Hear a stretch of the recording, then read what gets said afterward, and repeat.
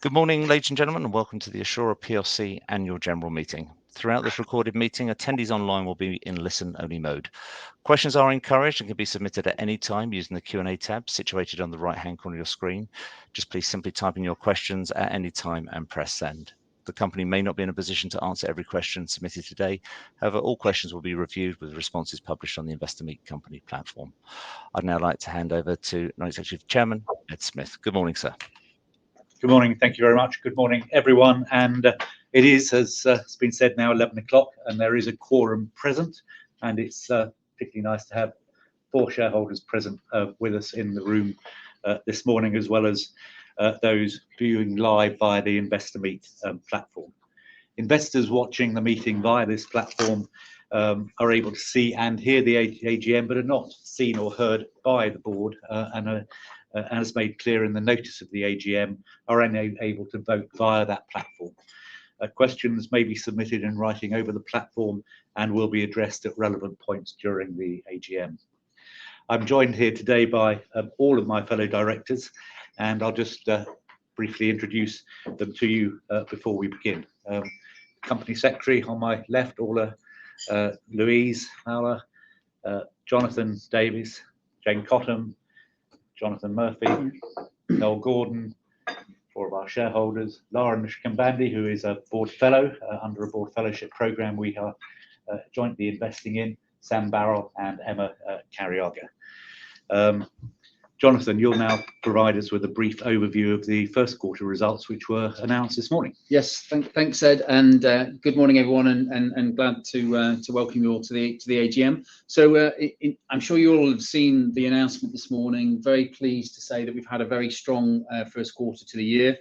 We were very pleased with the way we ended last year. We had a very strong performance last year in terms of outperforming the market's expectations in terms of earnings and also from a net asset value point of view. And we were delighted with the progress we made on particularly on the financing side last year. So we completed our sustainability bond this time last year, as well as an equity raise towards the back end of October, which means that we entered the new financial year very well capitalized and in a very strong position. I'm pleased to say that we've then been able to continue to deliver on our growth plans, continuing to complete both acquisitions and developments, and you know, in excess of 100 million pounds invested in the first quarter, which is you know, a very strong start to the year.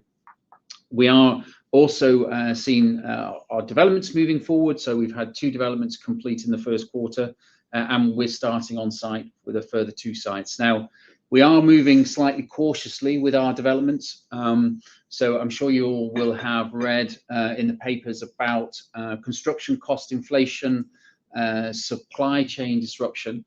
And it's fair to say that we are experiencing some delays on some of our projects. So we are adopting a cautious approach and only moving forward with schemes once we've got certainty on pricing, we've got fixed price contracts in place, and we're certain that we've got the right partner and we've got all the commercials lined up with the NHS before pressing ahead. So we might be slightly slower than anticipated in terms of developments, but we've still got a very strong pipeline of opportunities. I mean, ultimately, the NHS remains in a position where it has a very strong requirement for further investment in the types of assets that we produce. That hasn't changed given the economic circumstances. So we anticipate that there will continue to be further projects and further opportunities for us to invest over the coming months and for the rest of the year.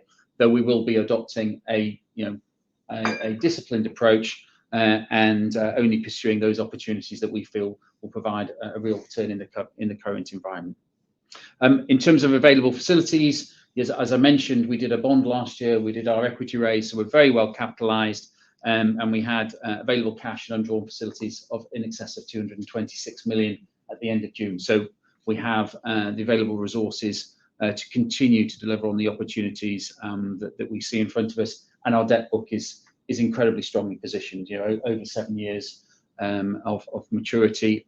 Everything is fixed, so we've got no exposure to short-term interest rates. So overall, on balance, Very pleased with the progress to the financial year, and we continue to see good opportunities moving forward. Thank you, Back to you. Jonathan. So this is now an opportunity for any questions that have come in online, but also any questions that our shareholders would like to ask about the company performance. And perhaps I'll start by asking colleagues who've joined us, shareholders who've joined us in the room. Yes, sir. If you'd like to give your name. What's the size of the projects you're getting? You don't get involved in building hospitals, do you? So yeah, so the size of the relatively small projects. So the average size of our developments will be 7 or 8 million pounds. That type of size. So not sort of 100 million pound hospitals. There are some projects which are a little bit bigger. So you might have read in our results presentation we talked about we've just done a scheme in Birmingham, which is an ambulance hub. So and that project is in excess of 20 million. We've got a project up in the northeast which is just under 20 million. So those are a bit bigger. So we do a range, but those are sort of that's the upper limit really. So no, we're not building large scale hospitals. It's community health facilities, whether that's directly occupied by GPs or supporting the NHS in some other way. Do you get involved with partners at all in bigger projects? Yes, absolutely. So really good example, that ambulance hub that I mentioned.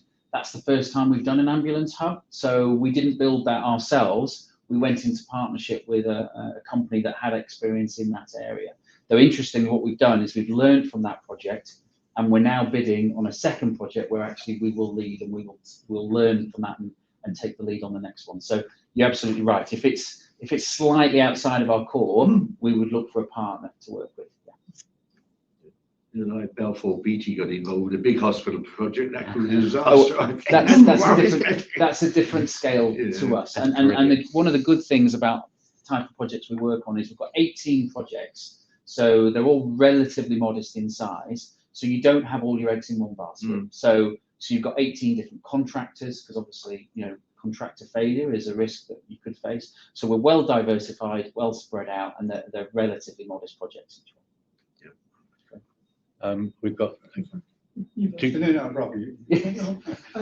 What percentage of your rents are inflation linked, and what's the inflation cap? Very good question. Yes. So in terms of the rent roll split, so 65% of our leases are under open market reviews. So that's effectively negotiated with the NHS, and there's no cap or collar on those, but it's what you negotiate with the NHS. Last year that they delivered growth of 1.4%. So they have an indirect linkage to construction cost inflation, and that's a commercial negotiation. So that's 65%. Then you have 15% of the portfolio, which is uncapped RPI, direct with the NHS. So that's the RPI. So this year that will be 12%. Is I think the most recent estimate. So that's 15% of the portfolio. We then have another 6%. Which is RPI but has a cap, and typically everyone's different, but it's about 4% is the normal cap. And then we have the last 14%, which is a fixed uplift or other metric, so 2% every year or steps or whatever. So you've got the overall shape. So 65% open market, so 21% RPI, of which 15% is uncapped, and then you've got the 14%, which is fixed uplifts. So it's not a complete index linked portfolio, but it's got very strong characteristics.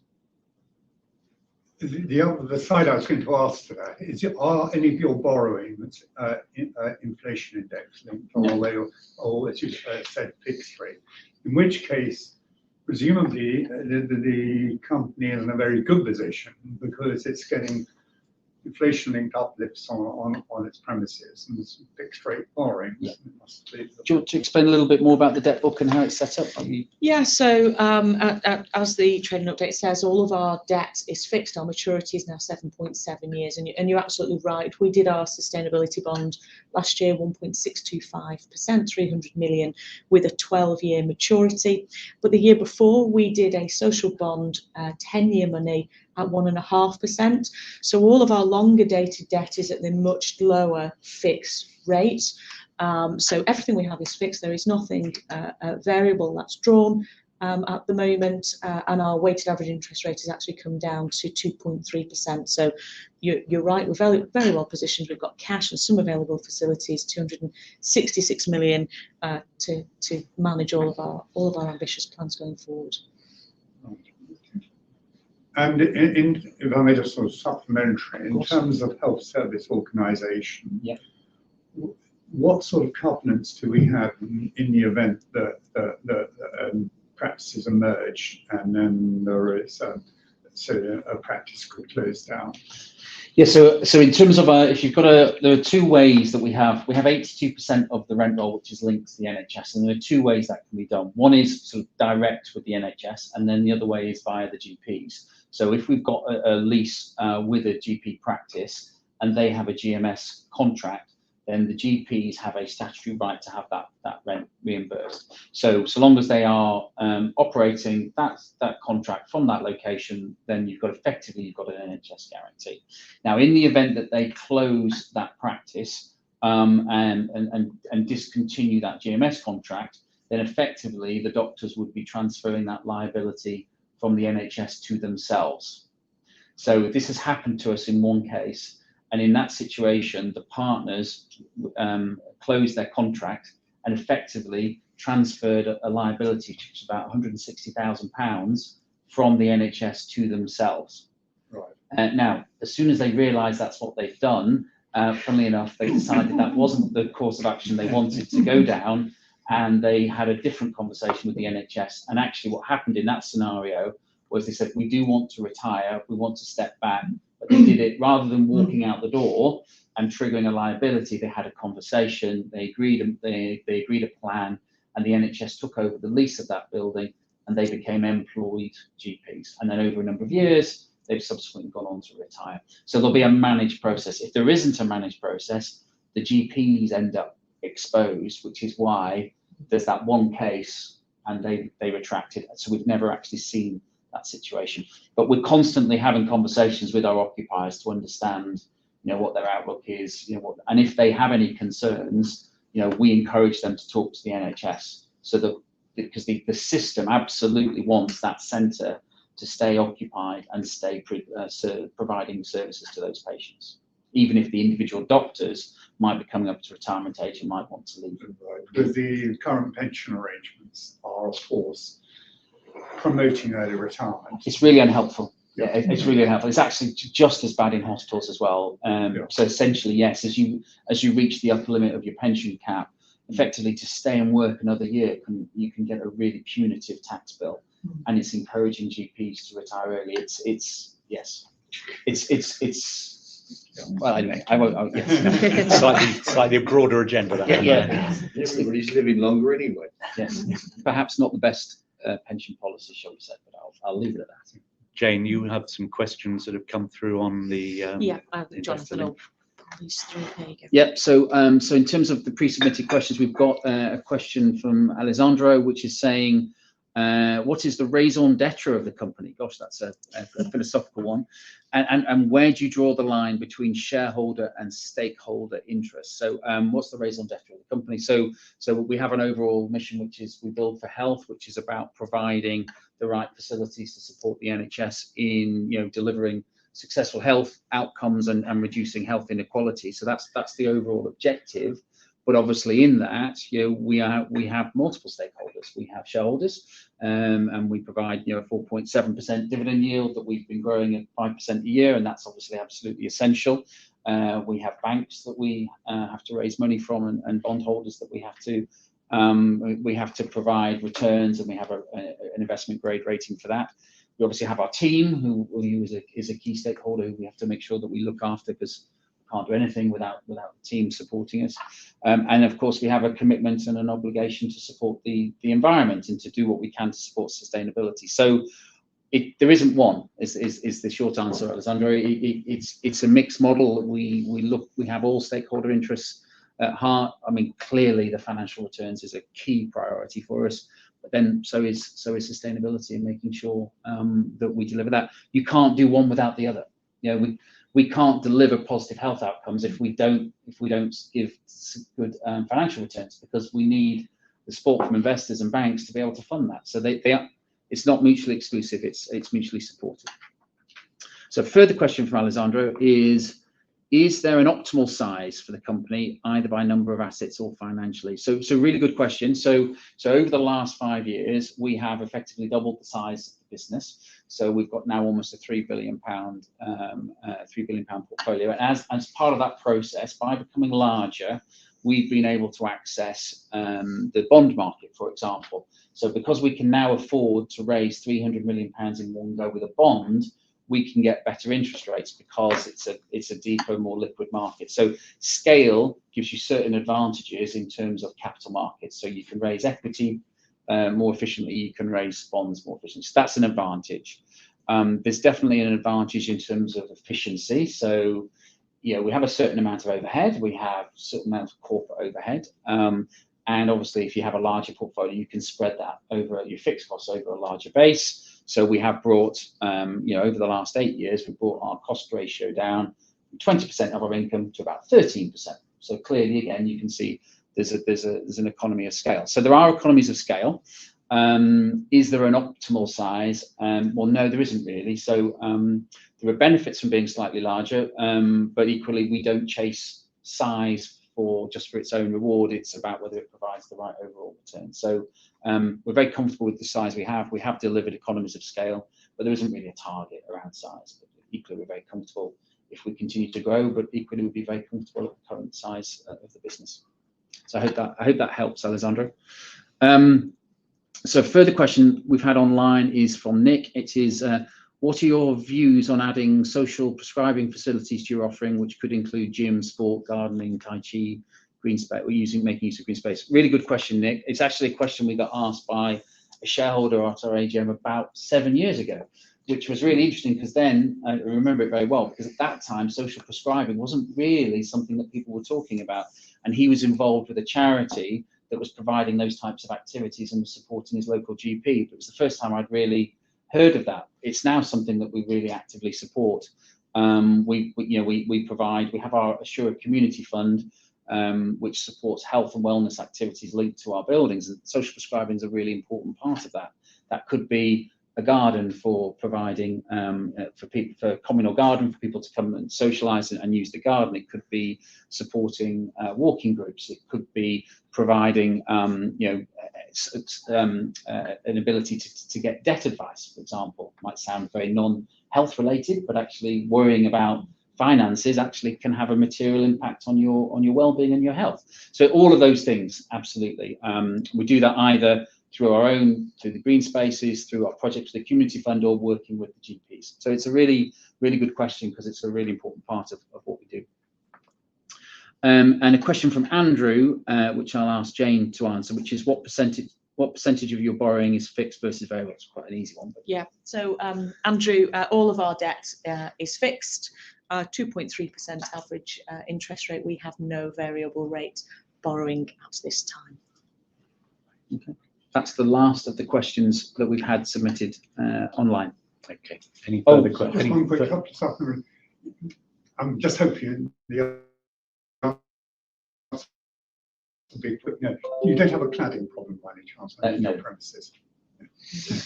Sorry. Yeah, just one thing. Not getting much information from my ISA and things like that. I presume on your voting list there'll be the share buybacks, will there? That seems to be automatic, isn't it? And that is a bit of a bet noir for me for share buybacks. You're a growth company, so I hope you don't ever get driven down that road. So the kiddywinks in the city like it. You see, this is the trouble. And the other thing is, the other nasty is these smart city bankers come and say, "Oh, sale and lease back."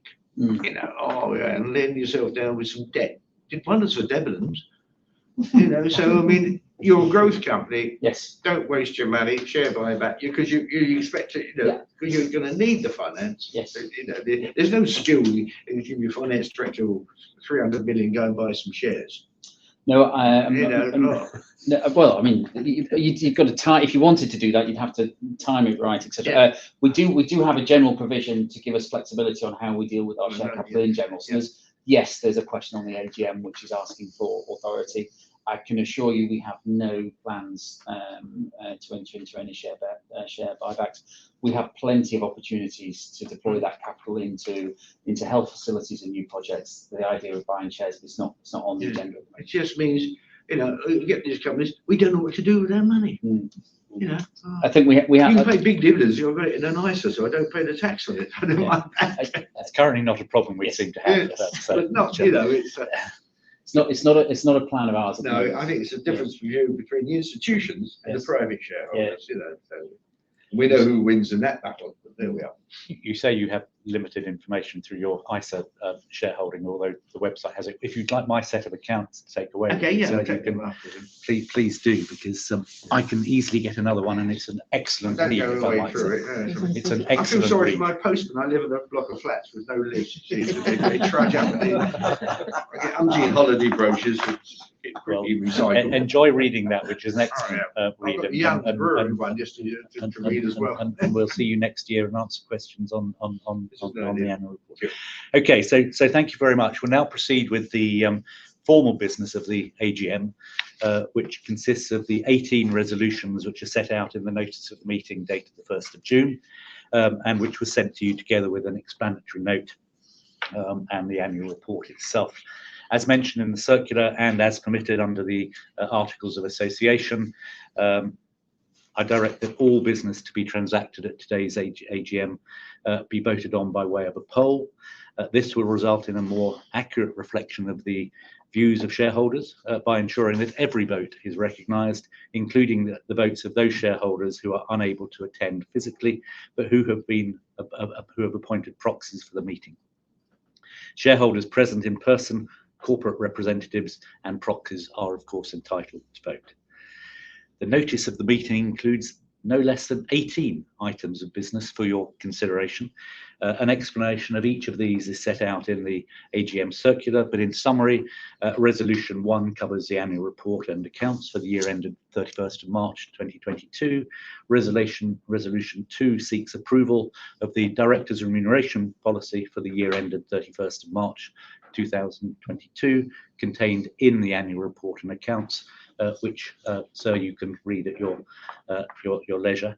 Resolution 3 seeks approval by way of advisory resolution of the Directors' Remuneration Report for the year ended 31st of March 2022, contained in the annual report and accounts. Resolutions 4 and 5 are our audit-related resolutions.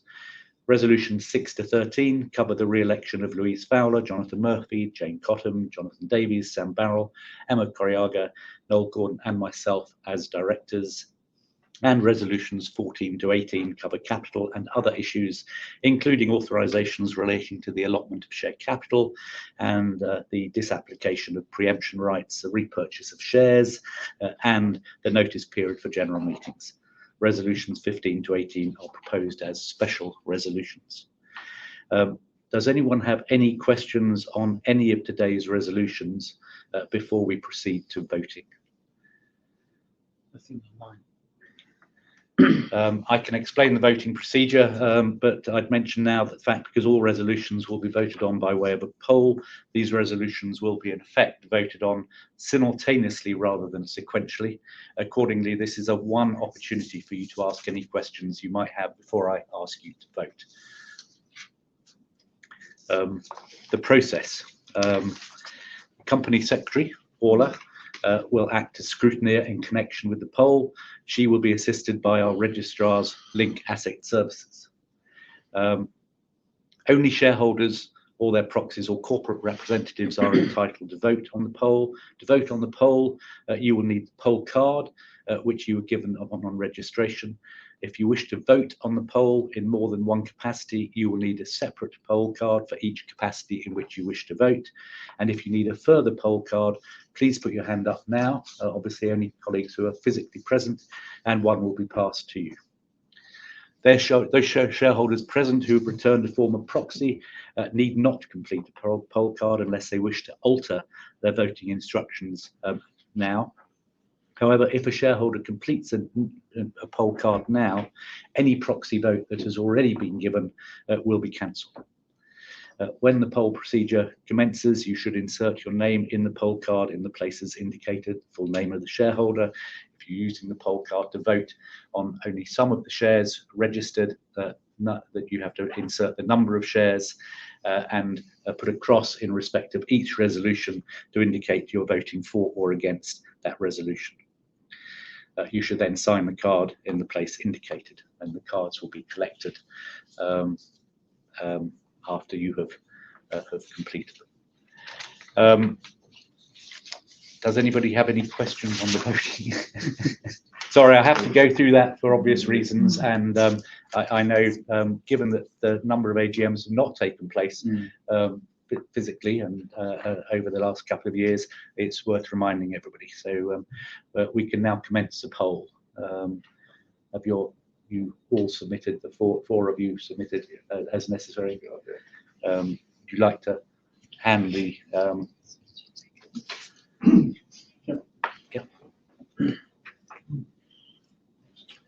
just need to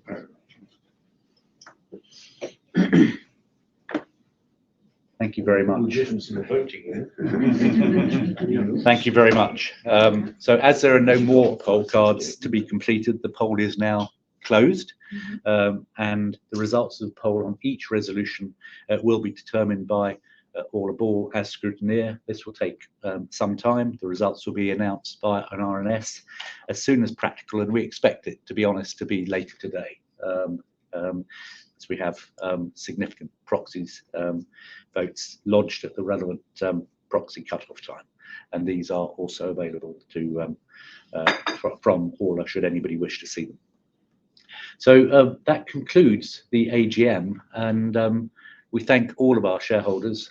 Jonathan rightly said, we are very focused on shareholder value, but in providing shareholder value, we are also conscious of our wider stakeholder obligations and community, and the virtuous circle that is created by driving, being a really great organisation to do business with, and the delivery of that shareholder value. And we thank you for your support as shareholders in that endeavour. And with that, thank you for attending the AGM, and I call the meeting closed. Thank you very much indeed. That's great. Thank you very much indeed. Could I please ask attendees online not to close this session, as we'll now automatically redirect you for the opportunity to provide your feedback in order that the board can better understand your views and expectations. This will only take a few moments to complete, but I'm sure will be greatly valued by the company. On behalf of the board of ASSURA PLC, we'd like to thank you for attending today's annual general meeting online, and may I wish you all a very pleasant morning. Thank you. Thank you very much. Thank you. Thank you, colleagues. Thank you so much.